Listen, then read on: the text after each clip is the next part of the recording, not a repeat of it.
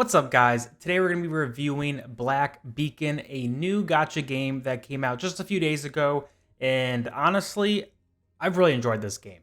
I'm not going to do the typical like pros, kind of middle ground of the negatives of a game. This game I've really enjoyed, and I like to kind of like go into different categories and discuss each of these categories, and then point out a few things that maybe could use being better or things that I really enjoy, and go from there. But overall, Black Beacon, if you haven't played this game yet, I think you may really enjoy it, especially if you are into gacha games and that kind of genre of games. So the first thing I want to talk about is the campaign. The campaign overall has been really solid. I've enjoyed it. I think it can be a little slow for a while, but then it kind of amps up, and there's actually a few plot twists that are really cool. And so far, I've only done about the first 3 chapters, and honestly, I think they have been great so far. So the point of this game, or the premise of it rather, is you are an MEN in a organization that is basically in charge of protecting the Tower of Babel. It is this huge tower that has infinite knowledge. It is a giant library that just has everything that you can imagine as far as knowledge goes, and you are there to protect it. But then there are these anomalies that are happening with these different beacons in the world, and you are kind of there to go around and fix these issues that are coming up. The thing that's different about your character is you are kind of the seer of this organization, and you can travel back in time. So you are kind of in this little loop of trying to fix situations, learn more, change things, which can change the future in different regards too. And so you're kind of traveling, fighting different people, protecting others, and doing all sorts of these little kind of quests throughout the game. Now, there is a lot of dialogue in the game. There's a lot of different things that you just kind of have to read through, or you can skip it. I have been personally reading through everything, and honestly, I've really enjoyed what I've kind of experienced so far. Now, personally, I have really enjoyed the game, but I do wish there was some more kind of action to the game, a little more fighting, a little more time to kind of learn the different combos of the heroes, because that is something that is really important, is learning the combos so you can kill certain enemies quickly without taking damage. But honestly, you don't get enough like action and time of just practice where I feel pretty confident. And throughout the campaign, you are kind of forced to play certain characters. There are some missions where you can play your own characters that you've unlocked and kind of built up, and others where you have to basically play the campaign characters, which might be your character, but it might also not be. So overall, the campaign, I think, is really solid if you are into a story-driven campaign. But if you are looking for more action, more fighting than the campaign, this game might not be for you. So the combat system in Black Beacon is very similar to Genshin Impact's, where you have different characters that you can swap in between. There are different elements that they're strong or weak against. You have your ultimate abilities, kind of your secondary abilities, and your basic attacks. You're building up your kind of energy bar for different abilities, and you're just kind of comboing and doing different things like that. I think it can be a little tricky at first, especially with certain characters. There are certain characters that are easier to learn, and there's some that are a little tougher. I think the game does a pretty good job of kind of giving you tutorial options to show you different combos, show you how different characters work. But I do think they kind of lack the a little bit of more in-depth guide on how different things work. But like I've said, there isn't a lot of combat in the campaign where it's really necessary to know these things. And I also don't think you need to really be an expert or super good at anything to kind of excel. One thing I want to note, though, is that I've played on my phone and I've played on my PC. And honestly, I can say playing on my phone feels a lot easier than playing on my PC. I think it just feels like the movement is better. Attacks and combos just seem a little bit easier. I don't know why, but my phone just feels like the better playing system than my PC. I think maybe if I keybind things a little differently, that might change. But sometimes when I'm playing with my keyboard, it just doesn't flow as naturally as my phone. And I think that can be a pro and a con. If someone wants to play on their phone, then that's great. But if you want to play your PC, I think it might not be the best combat experience, but it is definitely a better kind of campaign and story-driven experience. So the next thing I want to talk about are the character designs. A lot of people play these games because the characters are really good looking, not just like in a weird way, but they're just like really like visually appealing. They're really cool. And I think they do a pretty good job with the designs of the characters. You know, there's a little bit of a variety, but there obviously is going to be a lot more kind of waifu characters than there are male characters. So if you're someone who's looking for a game with a good balance of male and female, this might not be the game for you, but I do think there will be some more male characters that are going to be released in the future. But as of right now, you have a few that are in the game, and then the rest are just a bunch of waifus. You can see I don't have all these ones unlocked, but these are all the high 5-star characters, and they are all waifus. So keep in mind that that's just how the game's going to work. That's how a lot of these games work. So you should know that if you're getting into a gacha game like this. But just so you're aware, overall, I think the design of the characters are really cool, though. I was really impressed with some of the skins that are available, too, that they're just kind of free to play. So Zero right here, I have 2 skins for her already, just for free for playing. Pretty cool skins, too. Like, they're not just totally basic. Now, this one, you can basically grow your friendships with characters. And when you do, you get a free skin automatically. Let's go ahead and take a look at another one just for an example. You know, it's just a color change, but like this one is pretty cool, honestly. I'm excited to get her to level 3 of friendship because I think the pink is really cool. I think they're all actually like pink variations. Yep. I mean, this one's really cool too. Like even though they're all kind of just like a skin color, not skin color, but a color change, like I feel like they're pretty significant. So overall, the character designs in the game are really cool. I'm excited to see what some of the new fresh ones are that are going to be coming out. One person I have been kind of aiming for is Florence. I think she just looks super cool. Really just like a beautiful design.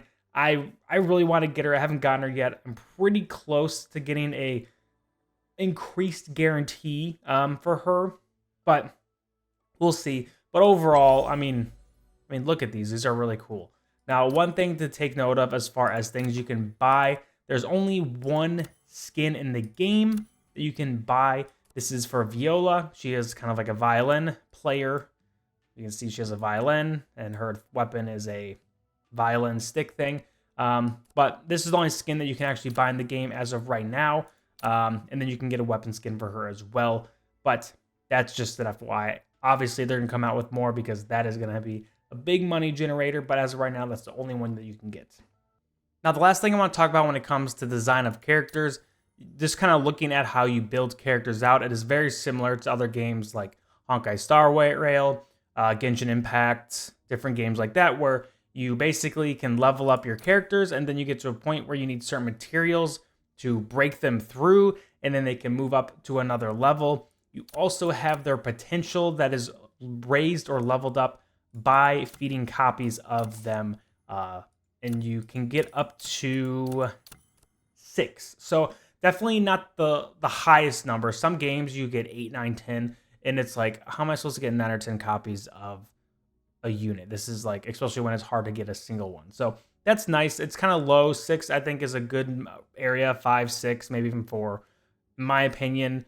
But that is how you kind of increase your person's potential. You also have the weapons. And one thing that I like about the weapons, and this could be different in the future, I don't know how the game progresses when you kind of get into late game or whatever, but the weapons aren't RNG as far as the stats go. Every weapon like this is going to have the same basic stats. Now, obviously, there's better weapons. You got your blue, purple, and then your yellows is kind of like the best weapons so far in the game that are available. But if you have 2 of the same weapon, they're not going to have different stats. So you don't have to be like RNGing stats or rolling stuff or anything. And I hope that's how the game is moving forward. I hate RNG stats like that. It just makes everything so annoying, especially when there's a pay-to-win component to the game. It's kind of just frustrating. So I do like that. I think that's great. And so looking at the skills, you have all the different skills, the combos. You have your ultimate, you have your passives, your basic attacks, so on and so forth. And you will basically get materials to upgrade these skills. Voila, upgraded her skills that buff stats, different abilities pertaining to the skills. And then you have your ancient mark, which is basically a little kind of puzzle thing where you can take different buffs and kind of fit them in here as however you want to fit them in here.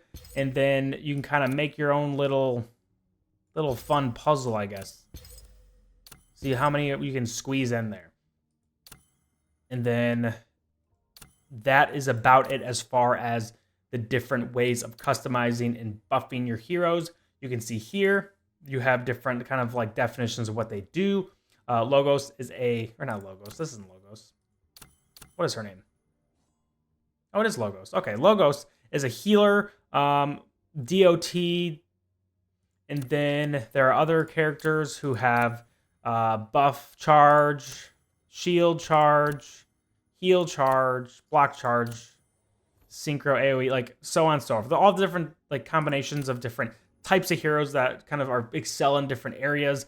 And so they all kind of do damage, and you can get through basic things with like a healing buffer hero. You can definitely like progress in the game, but there are definitely ones where like you notice that they're definitely more damage focused or definitely more healing focused. And so you kind of make your combinations of teams of 3 depending on how you want to kind of progress in the game. You also have a final thing I'll mention. I know I've said a final thing mentioned probably 5 times, but you do have different elements as well. You have light, water, fire, thunder, and dark, and then they are just kind of like other games like Pokemon. Some are more effective against others and vice versa. So keep that in mind. And then you have different classes.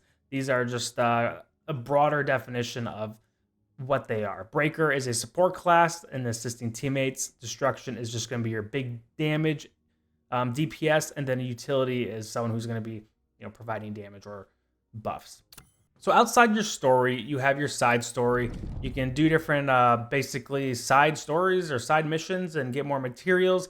The game is pretty generous with every time you do something, you get materials, especially when it's the first time you complete something, you get the materials for free, which is great. You have your resource kind of mini games or side quest things you can do to basically get resources that you will use to buff your heroes. You can see here, for example, and then as you kind of progress in the game, as you get a higher seer level, you can take on higher different tiers of these missions. One thing I really like is that you can sweep these using your energy, which is like these lantern things up here. You can just sweep them once you beat it once you 3-star it, and then you don't have to do it ever again. Super nice. I'm glad they don't make you fight every single time or grind that out. And then you can get the stuff for your skills as well. Skills, breakthrough, and then your stats. Pretty straightforward. And then you have like your EX missions, which is tutorials, kind of different challenge modes, different kind of activities that help you get better at the game. And these are fun, but I don't think they're like anything too crazy. And then if you go ahead and take event at the events right now, there's a lot of different things that you can do to get free stuff. Currently, as you progress through the game, you get free copies of Zero, which is kind of one of the main characters in the campaign story. So it's nice you get free copies of her as you progress.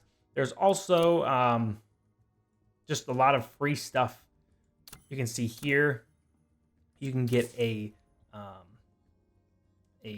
skin, that's what it's called, for Florence, which is the character I really want to get. So I really want to get this skin, but I need to get to stage 7, and I'm only at 3. And I think progression in this is going to take a little bit of time.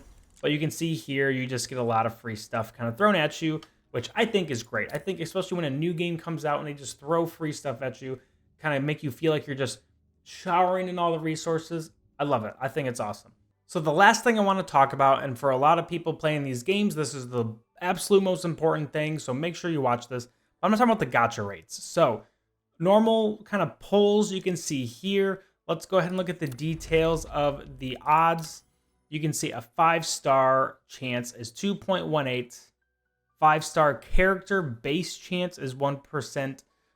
So you can see here, this is adjusted because of my luck. I haven't pulled any, so I basically it will go up. My odds will go up as the less heroes that I pull. You can see here for 4-star base chance, 10%.